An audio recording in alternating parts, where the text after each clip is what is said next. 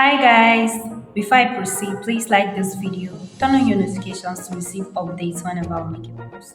Thank you.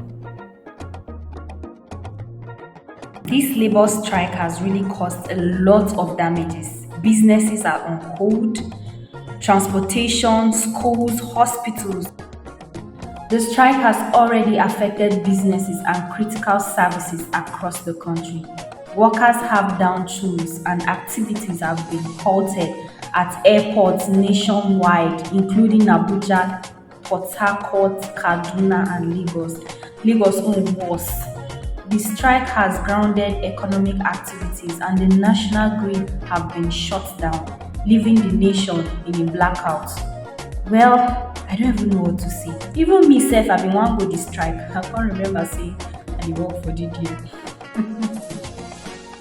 The strike has increased hardship and suffering for the Nigerian people who are already facing economic challenges. How do you expect people that are surviving on their businesses daily? How do you expect them to survive in this strike? Like so many things are put on hold. And then these are the demands of the labor unions to increase the national minimum wage from 30,000 naira to 494,000 naira, a reversal of the recent electricity tariff hike, and improved welfare and working conditions for workers. Everything is on like standstill right now. Major airports, including those in Abuja and Lagos, have been closed. The national electricity grid has been shut down, leaving many without power. Schools and hospitals have also been affected, and economic activities have come to a standstill. Meanwhile, if you travel frequently by air, this advice is strictly for you. You have to be careful. People are desperate now. Just listen to this. My name is Kufibedu, and this is for those who travel by air a lot. If you travel by air a lot, please beware of over-friendly, chatty seat neighbors. There was this day, an old lady comes in and sits next to me inside the plane. She asked me to help her put her bag in the overhead luggage compartment. But a gentleman sitting across quickly came through. Immediately she sits down, she strikes up a conversation. She was very pleasant and well-spoken, so we chatted all through the flight to Dubai. Suddenly, when the pilot announced that we were now proceeding to begin our descent into DXP, my good friend developed stomach pains. Me, with my good heart, I pressed the steward's button, and the stewardess came to find out what the problem was. I told her my seatmate was not feeling well, and this lady, she suddenly began to address me as my son. The stewardess told me that there was nothing they could do except give her some painkillers and wait until we landed. So we landed at DXP, and the same gentleman who helped put up her luggage in the overhead compartment removed her luggage. But as he removed the luggage, he advised me to distance myself from this lady and make it clear to the cabin crew that we were not traveling together. This man was a godsend. So indeed, the cabin crew came and asked if we were related. I categorically told them we had met on the plane. I didn't know her at all. So we began to deplane, and as I said goodbye, she kept begging me to carry her handbag. I was so torn, but the gentleman looked me in the eye and emphatically shook his head. As we waited for our luggage to come through, I then hear this commotion. My new friend was running, trying to escape the cabin crew. Luckily, the airport police were faster than her. They got hold of her and brought her back in handcuffs. This lady starts calling out to me, my son, how could you do this to me?" That's when I caught on. She was actually carrying drugs and she was trying to implicate me. Luckily for me, the gentleman who had helped her with her luggage came forward and told the airport police that me and her had just met on the plane. The police, however, took my passport and asked her to reveal my full name if it was true we were traveling together. By God's grace, I had not even told her my first name. I was still asked to follow the police to a little room where I was questioned extensively, and my luggage was extensively searched and dusted for fingerprints. They dusted all her luggage and my fingerprints were not found anywhere on her luggage or on her handbag. I was let go with advice never ever to touch anyone's luggage, either in flight or at the airport. So from that day, I don't care how much luggage you have, you will deal with it yourself. I will not even offer you a trolley to put your luggage on. Your luggage, your problem. That is my new policy. And if you can't reach the overhead compartment and I am the nearest person, please call the cabin crew, because all I'll do is give you a blank stare and then look away. This is a simple advice. I'm just saying it. Please think about it. This video is also another eye-opener for those that travel by air. Just listen. Hello, I'm Reverend Dr. Israel Christlery, the Senior Pastor of Shepherd Baptist Church, Obanikoro, Lagos, Nigeria, the CEO of Oasis of Faith Intercontinental Limited, that is a private Christian pilgrimage company, and the President of Christian Tourism Practitioners Association of Nigeria, CTPAN. That is the umbrella body for all private pilgrimage operators in Nigeria. I want you to spare me just a few minutes to watch this video. If you are a traveler who carries a Nigerian passport, or if you have someone close to you who travels with a Nigerian passport. I had a very traumatic experience at Cairo International Airport recently on April 30, 2024, and I need to share this with you. I left Lagos for Amman through Egypt Airlines with a group of 28 pilgrims, and we had a stopover for 4 hours in Cairo before we boarded the second leg from Cairo to Amman. I took all my pilgrims to our connecting gate, H2, around 9 p.m. And having settled 26 of them there, myself and another woman who were on the trip, who were flying business class, left for the business class lounge. We were in that lounge until 1 hour before our next flight, when I told her to let us go back to the gate, since I saw the notification that the gate of our connecting flight was open. When we arrived, I saw the pilgrims seated and not going through the gate security checks. I asked them why, and they replied that they tried to, but were asked to go back and sit down and allow others to go through the check first. I then went to the counter and asked a young man I saw there if they were not attending to Amman passengers yet, and he confirmed that they were already doing that. So I told all the pilgrims to rise up and let us go through the gate formalities to board our next flight. As we lined up to go through the formalities, I saw some policemen and some airport staff talking together. I wonder what they were talking about. And initially, I thought it was about our documentation or visas that they wanted to confirm. After a little time, I was told to step aside and allow others to go through the security check. At that time, I knew we could do our own security check easily. That means myself and the other woman.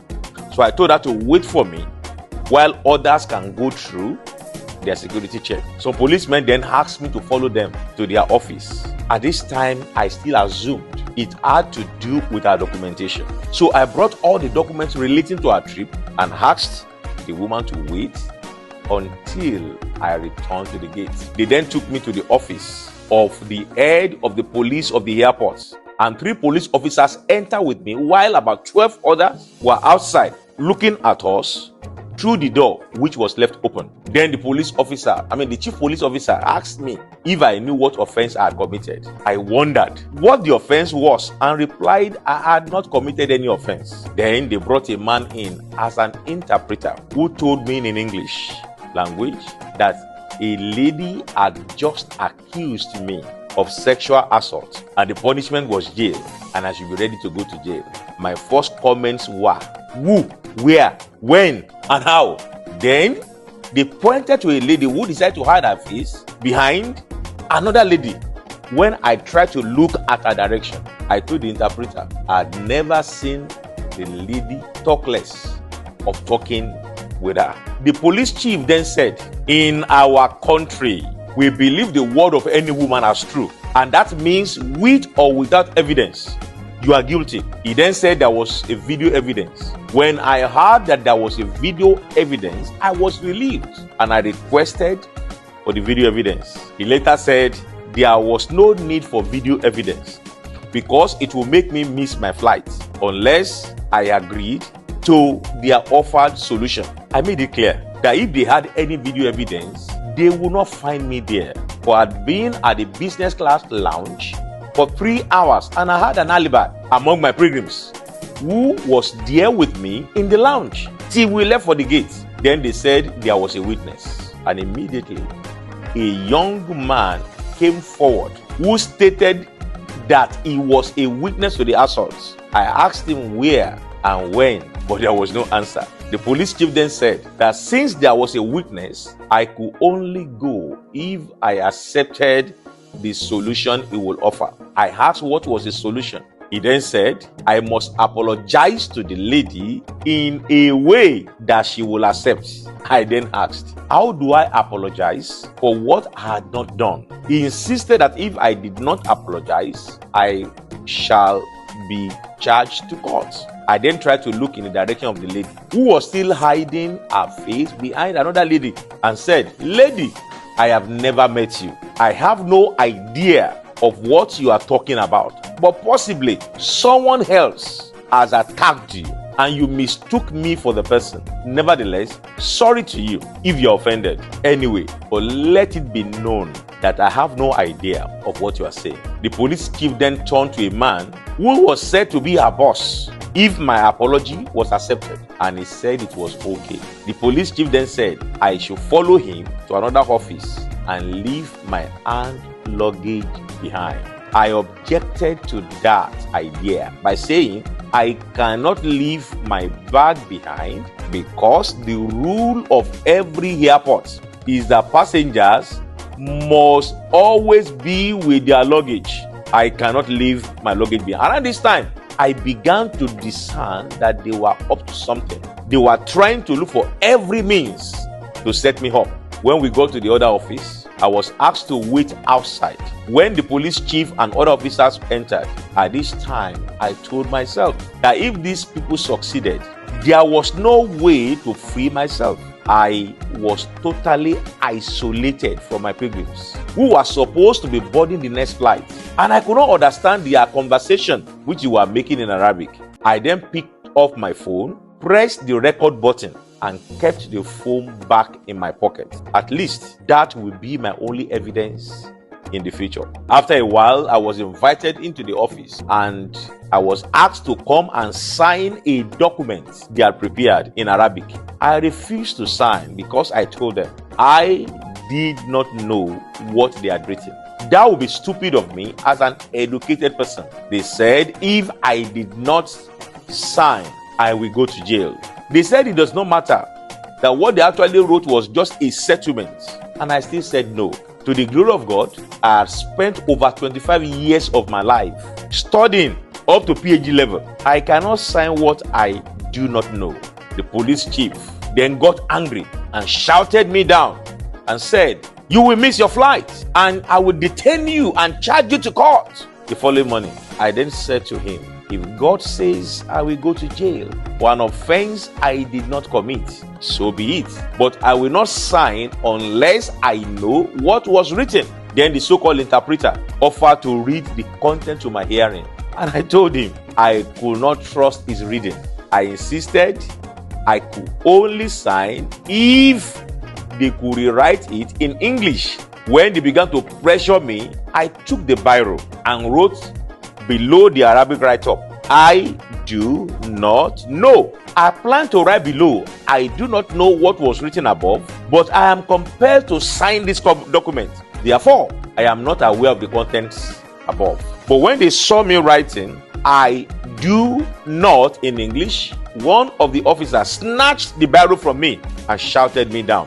The police chief then insisted if I did not sign, I will miss my flight, which will have taken off, and they would detain me and charge me to court the following morning. Then an idea came to my mind. Since I succeeded in writing, I do not below the Arabic.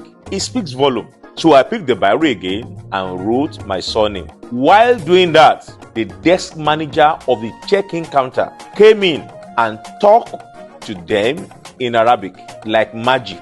They handed over my passport to me and asked him to take me to the aircraft. I did not understand the magic words that effected my release until I got to the tarmac. Right at the foot of the aircraft, I saw all my 27 pilgrims standing at the entrance of the aircraft. They had refused to board the plane unless their leader was released. Against all pleas and threats, even from the pilot, who told them he would take off without them, they refused to enter the aircraft unless their leader was released. Now I know that was my saving grace. The refusal of 27 persons who had already checked in to enter the plane frustrated their plot. That was the report the desk manager brought to this syndicate at their airport. They would have succeeded if I were traveling alone. I wondered what they would have achieved if there were no people that I was traveling with. They would have succeeded in making me miss my flight and extort me. I am still traumatized by that event, wondering what would have happened. What else would have happened if there were no other passengers with me? No doubt this could have happened to many other persons who would have been charged to court for wrong accusations or ended up being extorted by this syndicate in that airport. I decided to make this video to expose the evil plots going on in many African airports against Nigerians. Kindly share this video with all your friends and your brothers so that they can know what goes on. We need to be more careful with these people. Please do your best to make it go viral. You might be saving another person from such embarrassment by exposing the evil schemes in some of these airports. May God save us from evil men. Amen and amen.